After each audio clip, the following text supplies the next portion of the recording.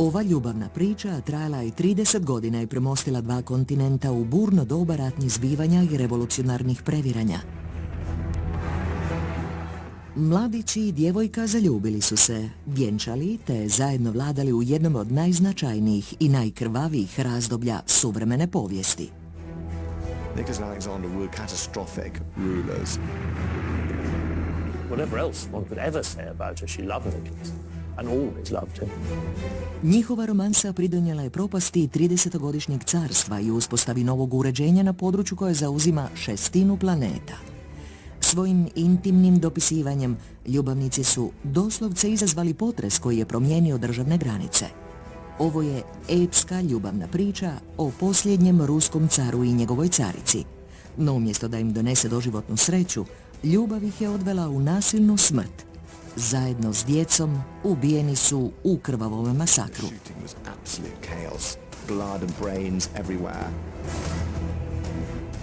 Ovo je romantična bajka koja završava krvoprolićem. Priča o obsesivnoj ljubavi koja je uništila carstvo. Nikolaj i Aleksandra ispričat će vlastitim riječima.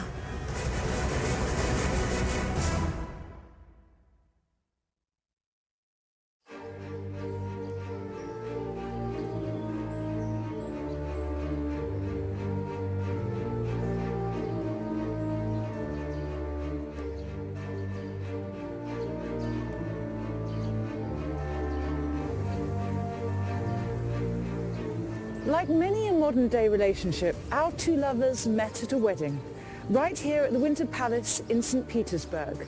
The 16-year-old Nicholas, who was attending his uncle's wedding, was introduced to the bride's little sister. She was just 12 years old, and her name was Aleksandra. They were very taken with each other, and they met again at family occasions. And gradually, it became clear that Nicky was determined that he would marry this girl, come what may.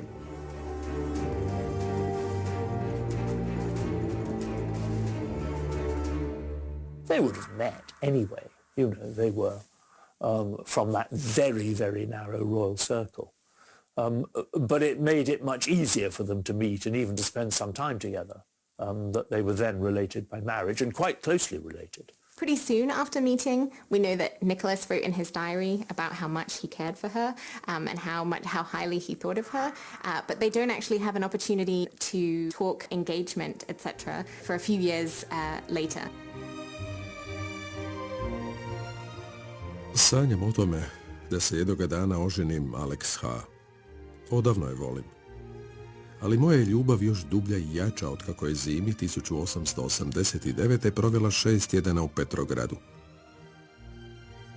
Dugo sam se odupirao osjećajima i nastojao uvjeriti sebe da će mi ta žarka želja zauvijek ostati neostvarena.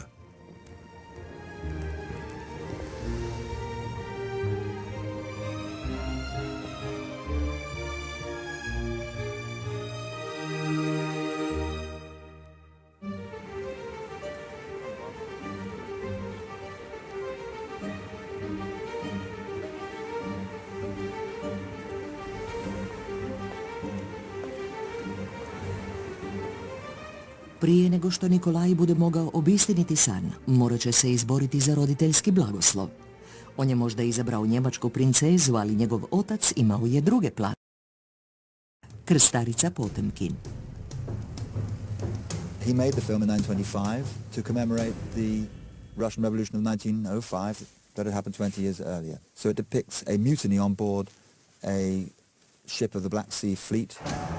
The crew take over, kill the officers, and then sort of export their mutiny to the city of Odessa, which they dock in for supplies. But the people on the Odessa steppe sequence, suddenly they're brutally attacked by the Russian army, the Imperial Army, and a massacre ensues. It's definitely propaganda in the way that, for example, we see the children killed on the Odessa steppes. These, of course, are details that are picked out to really exaggerate the emotional effect of things. But films like this perpetuate a memory of the 1905 revolution as one in which the people's demands were violently suppressed. For me, this film is about the symbolic loss of faith in the autocratic system. Nakon revolucije iz 1905. mnogi počinju vladavinu Romanovih poistovjećivati s nasilnim gušenjem volje naroda.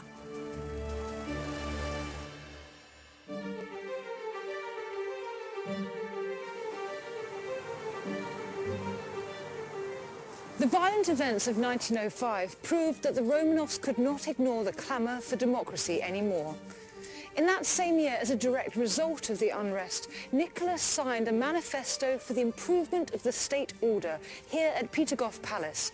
It promised basic civil rights and a parliament called the Duma. Nicholas had promised a Duma, so Duma is the Russian word for parliament. So he essentially promised to turn his autocracy into a constitutional monarchy. So he would still stay the all-powerful monarch, but some of those powers would be rented out to a parliament, essentially, that would be elected by the people. He promises a parliament which will have control to some extent over budgets and which will also be a sounding board for public opinion. The regime's initial hope is that by granting a very generous, all-male, but nevertheless generous, franchise, peasant conservatism will mean that the Duma will be more friendly to the Tsar, to the monarchy. It was a step towards democracy, but it wasn't enough. It became clear that part of the deal with the Duma would be that Nicholas could veto any legislation that they passed. So while on the one hand you have this legislative body, which is something that at a kind of all-empire level Russia has never had before in quite the same way, certainly not an elected one. By the same token, if Nicholas has veto over legislation, then you can see that maybe the power isn't necessarily in the Duma's hands quite so much. Mora postojati neki način da i žena pomogne. Tako bih ti voljela olakšati.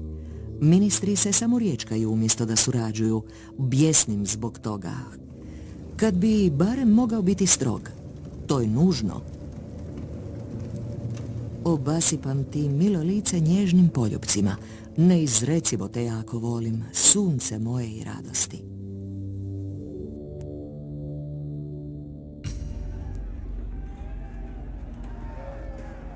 The social unrest that had begun in 1905 had been caused by a sense that the Romanovs failed to act decisively in times of crisis.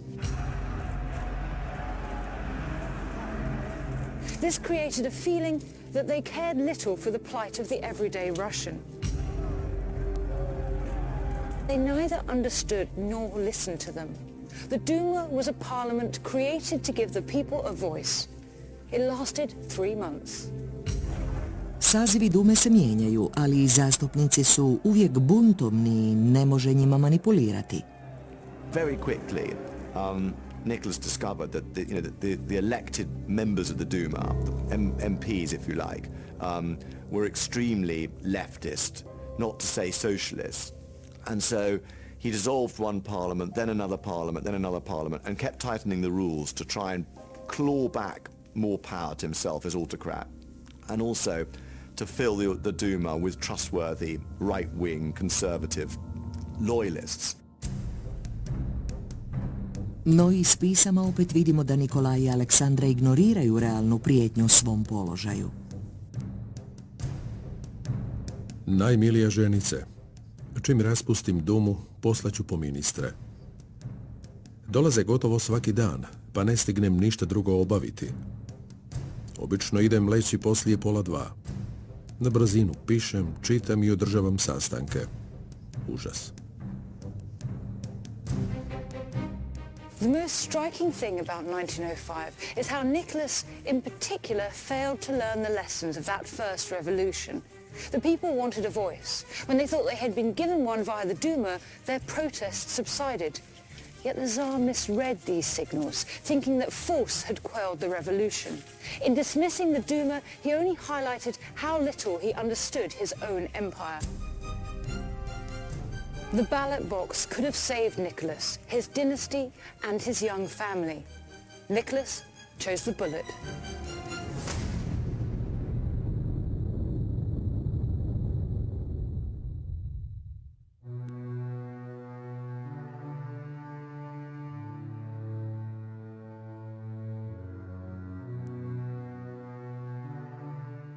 By 1914, Nicholas was facing a greater challenge than his father or indeed any Romanov in 300 years of rule had ever experienced. Uskoro će biti prisiljen suzbijati nerede na ulicama Petrograda. Boriti se da zbog Rasputina ne izgubi vlast. I sukobiti se s navalom njemačke vojske u jednom od najgorih ratova 20. stoljeća. The Russian emperor and his wife were playing directly into the hands of those who wanted them deposed, providing the revolutionaries with ammunition that would later be used to assassinate them and their children. In less than 4 short years, it would all be over. Ovdje odmara mozak. Nema nestrpljivih ministara i njihovih pitanja. Mojoj glavi to godi, ali srce mi pati jer smo razdvojeni, a to mrzim. Osobito u ovako teškom trenutku. Neću još dugo izbivati. Dovešću stvari u red kako najbolje mogu i time ispuniti svoju dužnost. In 1915, Nicholas made a fateful decision. Leaving his family behind, he traveled hundreds of miles to the Eastern Front. The Tsar was taking command of the armed forces. Nicholas was going to war.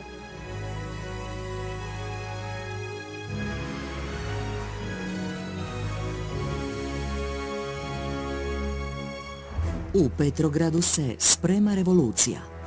They were determined that there would be a Marxist revolution. Then politics gets very nasty indeed. With a stroke, Russia has no Tsar anymore. Rasputin was blamed for everything that was going wrong in Russia. Never has mass murder been so disorganized, so shambolic, so chaotic, so cruel.